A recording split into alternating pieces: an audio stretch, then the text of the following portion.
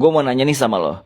Kenapa ya selebgram, artis-artis yang buka hijab, yang kerjanya jinah, main cewek, tidur sana-sini sama pacarnya, main film adegan dewasa, para pejabat yang makan dari uang haram pun hidupnya enak-enak aja. Bahkan ada anak ustadz yang bangga dan pedenya menerangkan kenapa dia nggak berhijab. Tapi kenapa ya orang-orang kayak mereka itu nggak pernah sepi job? Kayaknya di media sosial mereka orang yang paling bahagia dibanding ada orang yang taat dan mencari halal doang.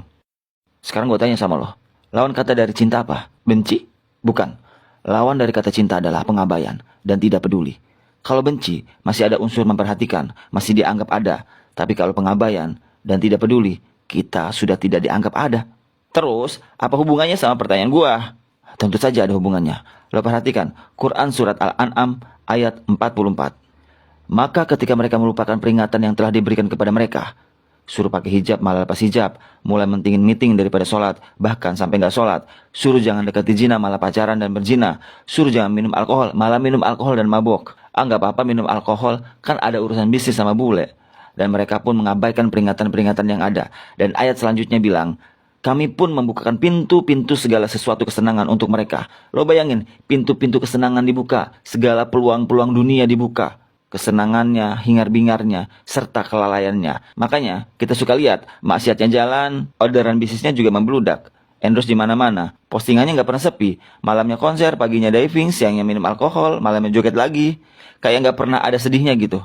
Sekarang lo perhatikan lagi ayat lanjutannya. Sehingga ketika mereka bergembira dengan apa yang telah diberikan kepada mereka, kami siksa mereka secara tiba-tiba. Maka ketika itu mereka terdiam, putus asa. Dan inilah yang dinamakan isti'raj, yang diberikan kesenangan dunia tapi diabaikan sama Allah. Diabaikan berarti Allah sudah gak peduli. Dan kalau kita sudah tidak dianggap dan diabaikan sama Allah, itu sangat menyeramkan. Lo bayangin, Allah udah nganggap kita gak ada. Lo diberi kesenangan dunia, lupa, lalai, tiba-tiba mati dalam keadaan maksiat.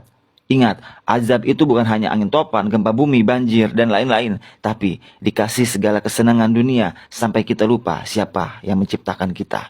Hati-hati kalau rutinitas kita hari-harinya penuh dosa dan maksiat, tapi dunianya seakan-akan lancar-lancar aja, bahkan semakin sukses di mata manusia.